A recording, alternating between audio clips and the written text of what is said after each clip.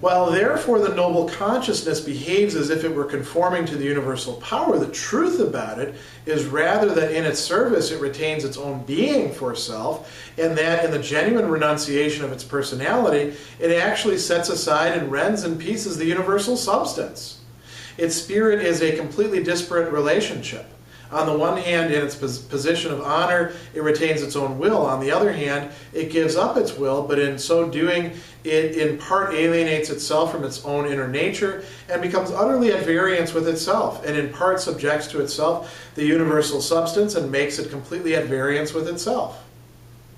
It is clear that as a result, the specific character which it was judged to have in comparison with what was called the ignoble consciousness has disappeared.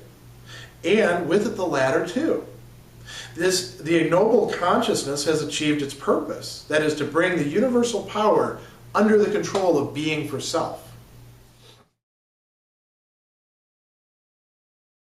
Paragraph 513 is relatively short, but there is a lot going on in it. This is an important transition point where we see Hegel at the very end of it saying that the ignoble consciousness, or literally the dragging down consciousness, the niederträchtige Bewusstsein, has achieved its purpose, its Zweck, its aim, its goal, to bring the universal power under the control of being for self. So what we're going to see here now is a return from talking all about the state power, noble consciousness, to now talking about wealth more, and also talking about what happens with the ignoble consciousness. Because, when we're talking about culture, a little bit of a side note, we generally think of culture, especially ancient culture and medieval culture, in terms of what it is that we get to see. And a lot of that has to do with these relations of fealty, loyalty, honor, all obedience, right? Service. But there's always this other stuff going on in the background, and Hegel is very attuned to that because that's equally as real, if not always as effective. So Hegel tells us that there's now a fundamental split within the noble consciousness. So he describes it here in this passage as a completely disparate relationship in terms of its spirit, right? So he says the noble consciousness behaves as if it were conforming to the universal power, right? It was actually adjusting itself. It was finding its meaning there. But the truth about it, he says, is rather that in its service, it still retains its own being for self. And we saw this discussed at a number of points earlier in this section. There is a fundamental reserve that's being held back. The individual, as individual, cannot throw him or herself entirely into obedience and service to the greater universal, because if they do, there's nothing left. There's no individual. The sacrifice becomes silent. We saw that there's a transition in language to flattery, to a different kind of service that creates the, not talked about here in this passage, but lurking in the background, the unlimited monarch.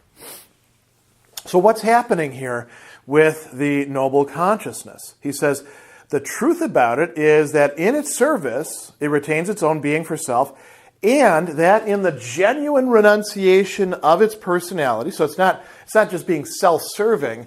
This is Hegel saying that even when you do try to totally renounce your own personality, to sacrifice yourself, you're not completely succeeding in it. There's still a little bit of the self behind. It's almost reminiscent of Kant's discussion in the groundwork for the metaphysics of morals, where he says, the most, disinterested, from duty action, you can never really be totally sure that there isn't a little bit of self-love lurking in the background, motivating you to do it. Hegel's saying something like this here, except in a broader sense, because, of course, his ethics is not a purely formal one like Kant. Here, the ethical means serving the state power, doing what it is substantively that it requires in those circumstances. And yet there's a little bit of oneself held back. So he goes on and he says, on the one hand, in its position of honor, it retains its own will. This is what it means for it to hold something back. On the other hand, it gives up its will.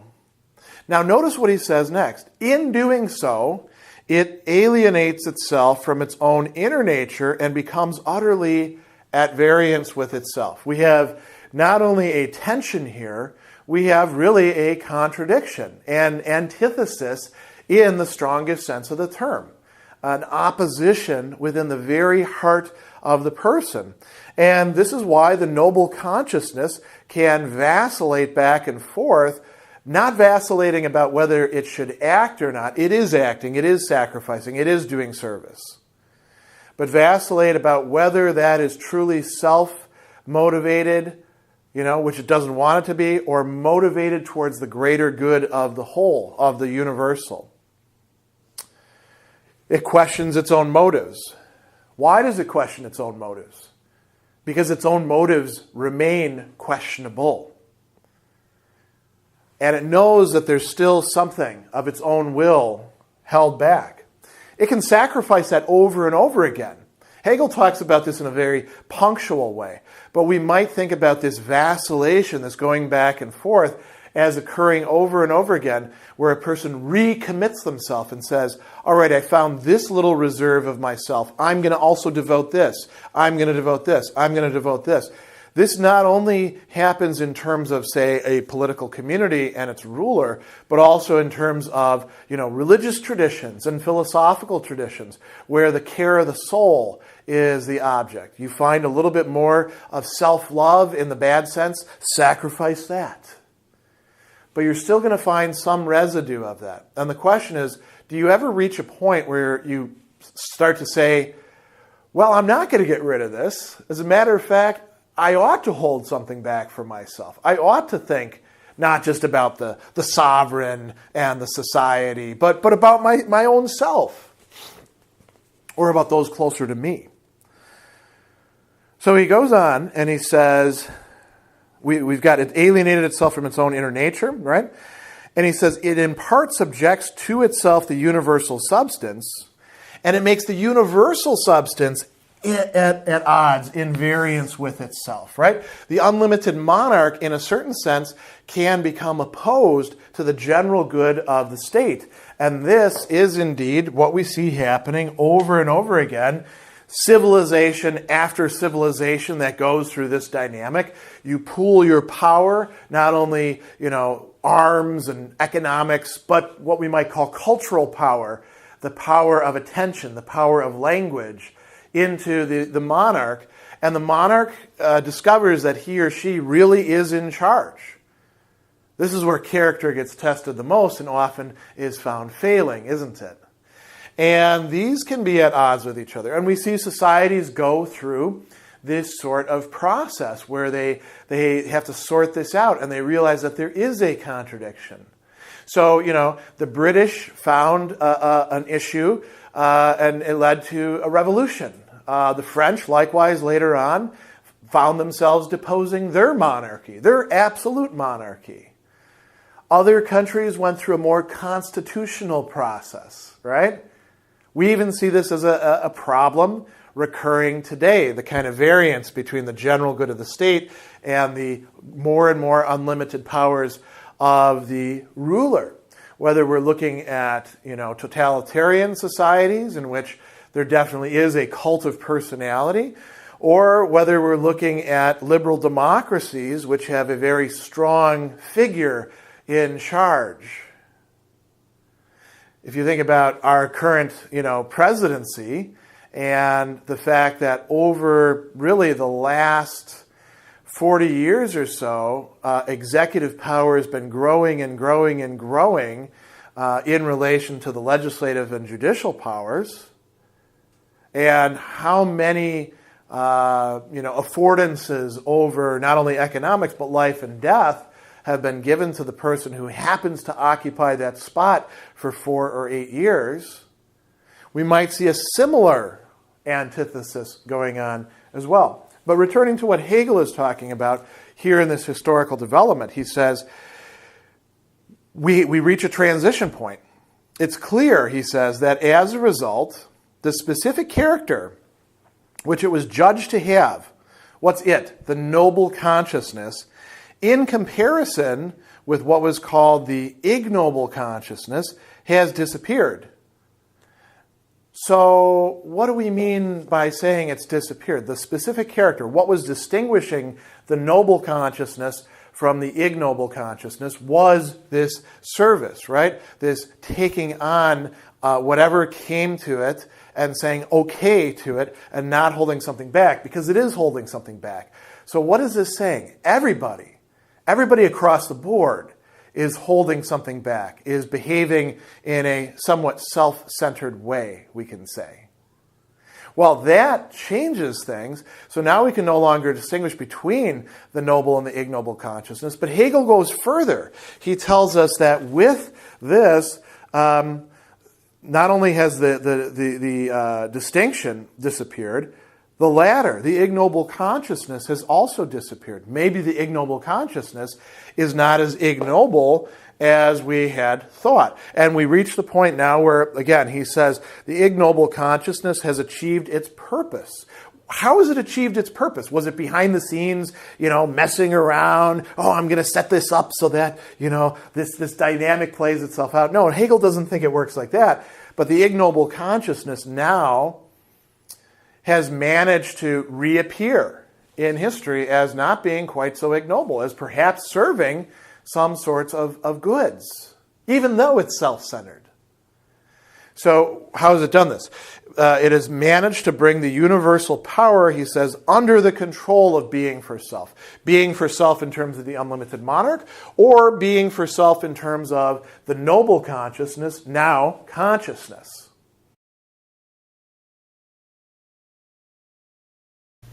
Self-consciousness, thus enriched by the universal power, exists as universal beneficence, or as wealth which is itself in turn an object for consciousness. For although wealth is, for consciousness, the deposed universal, the latter has not yet by this first subjection returned absolutely into the self. The self has not yet for object itself, qua self, but the subordinated universal essence. Since this object has only just come into being, consciousness has formed an immediate relation with it, and thus has not yet exhibited its disparity with it. We have here the noble consciousness, which preserves its being for self in the universal, which has become unessential, and therefore acknowledges the object and is grateful to the benefactor.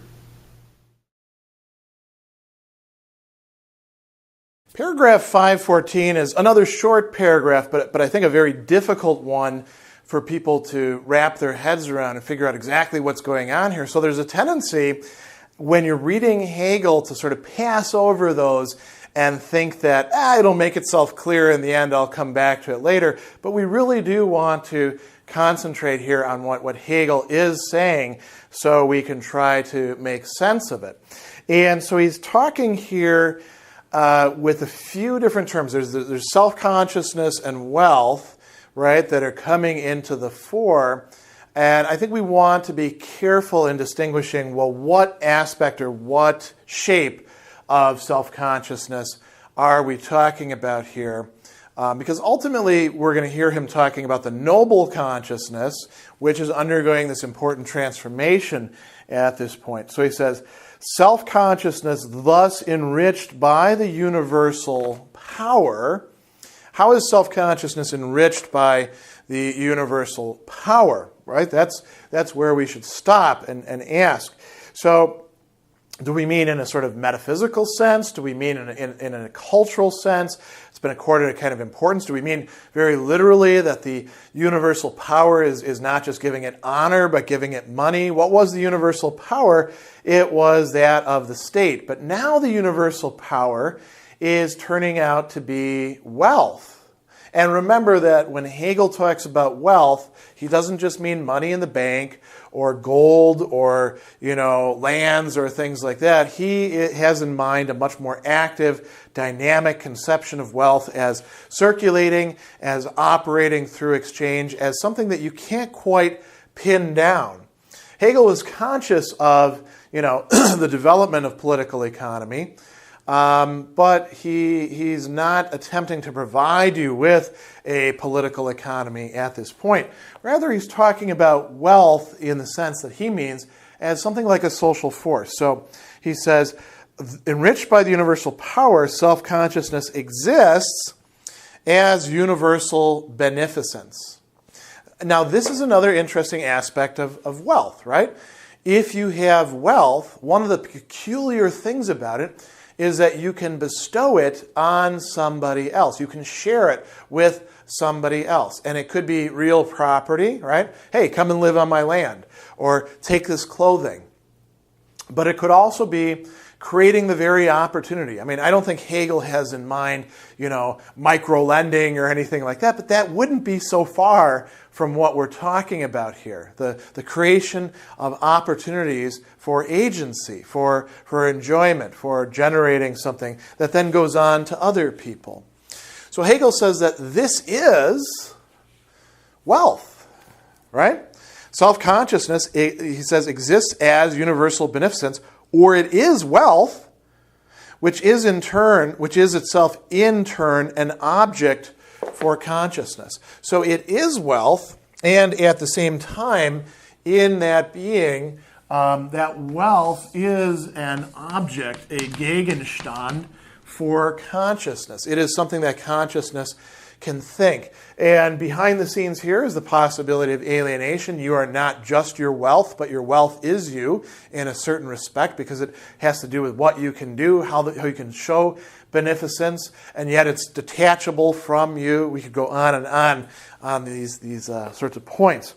But he says, although wealth is, here we start to get very metaphysical, for consciousness, the deposed universal.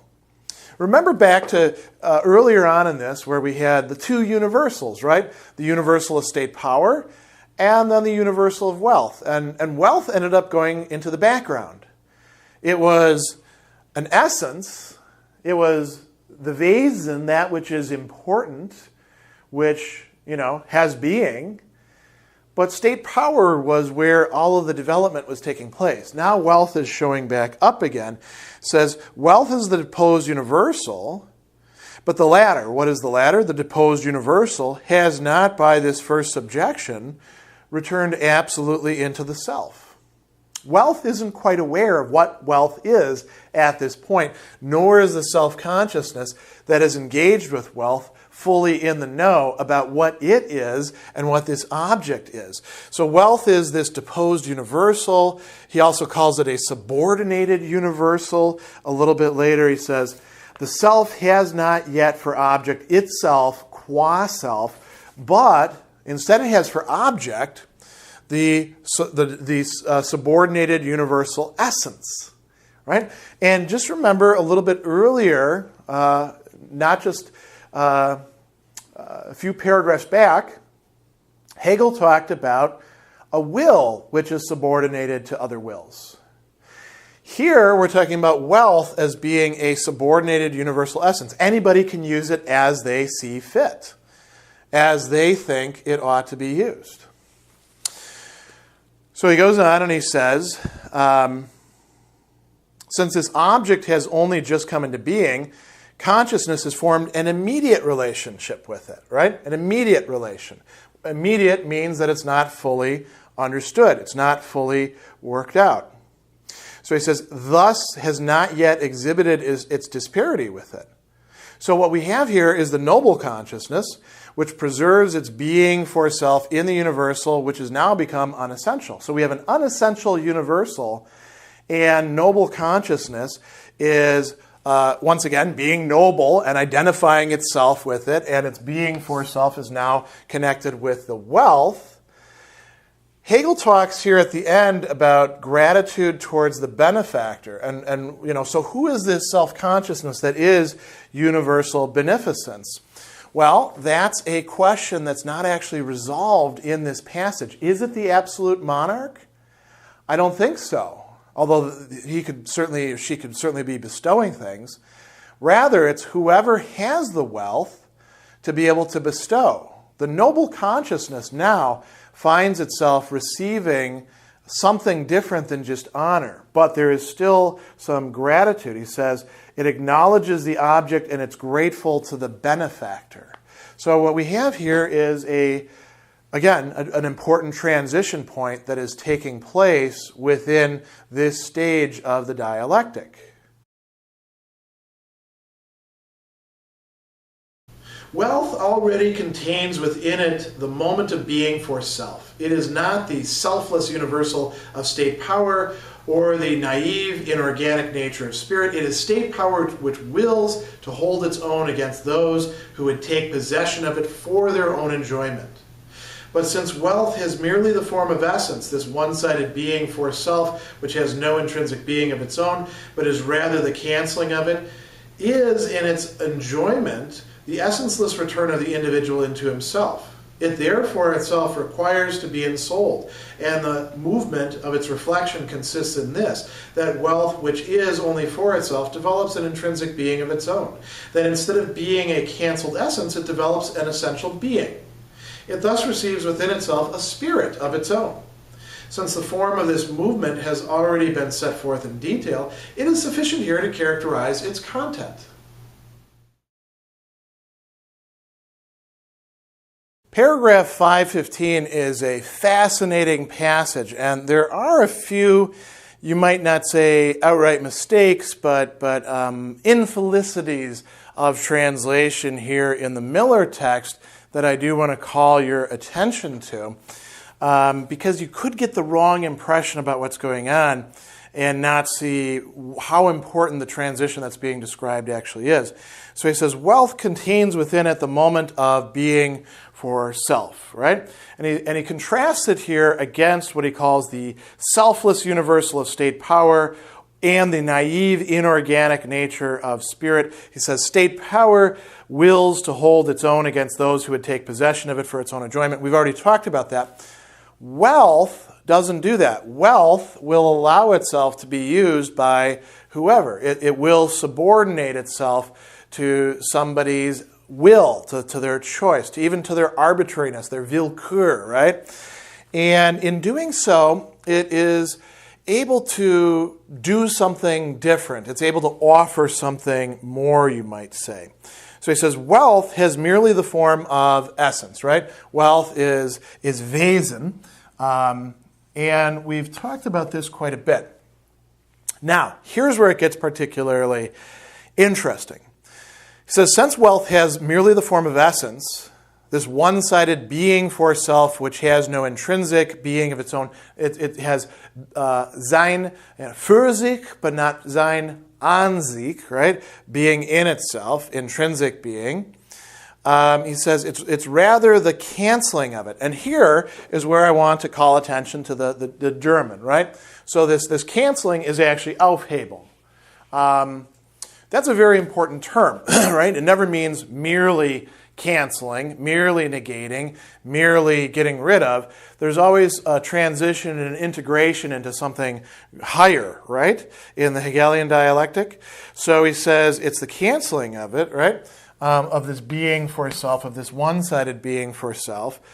And he says that it is in its enjoyment the essenceless return of the individual into himself. So it sounds as if, look, wealth, when it's just the individual using wealth as kind of a means to attain the satisfaction that they want, or to buy something necessary for life, or any of that sort of stuff, wealth doesn't really have its full meaning. Its meaning, its intrinsic being, it's an sich, right?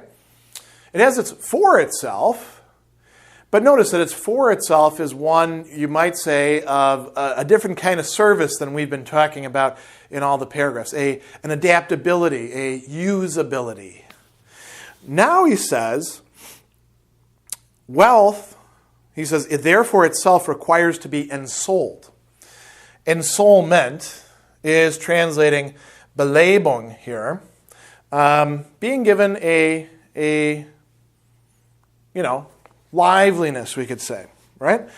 Requires being ensouled, and the movement of its reflection consists in this. Now here again, the translation gets a little wonky. The movement of its reflection consists in this, that wealth which is only for itself, für sich, right, develops an intrinsic being of its own. Now, Hegel doesn't actually say that it develops merely an intrinsic being of its own.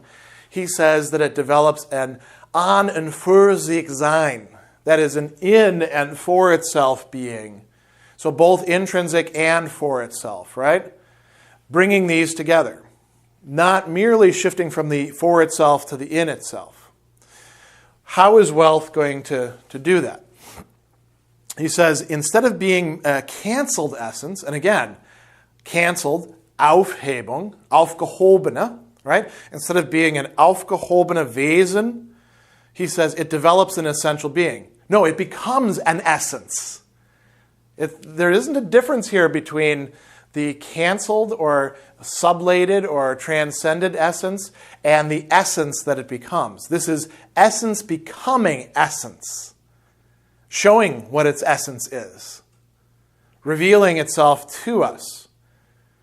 That's what's happening in this discussion of wealth, according to Hegel. So he says, it thus receives within it, here we get a really interesting, a spirit of its own. So it's not merely a tool, it's not merely pure economics, it's not merely anything that's merely something. This is part of the development of spirit. Self-consciousness and spirit occurs just as much through wealth as it does through state power. This is an important result, isn't it? And Hegel says, well, now the form of this movement has already been set forth in detail. I don't know if you're exactly happy about the detail that it's been set forth in, because Hegel then says, it's sufficient here to characterize its content. So he's going to go on and talk about this ongoing development and dialectic of wealth, but he's not going to tell us more at this point about just how we actually got here. So again, you might say this is kind of a quick transition, isn't it? But hopefully in the passages yet to come, you see that maybe a bit of it reflects backwards into what's going on here. But this really is an important crux point of this transition that's now been taking place for several paragraphs, where we're moving to consider wealth or Reichtum.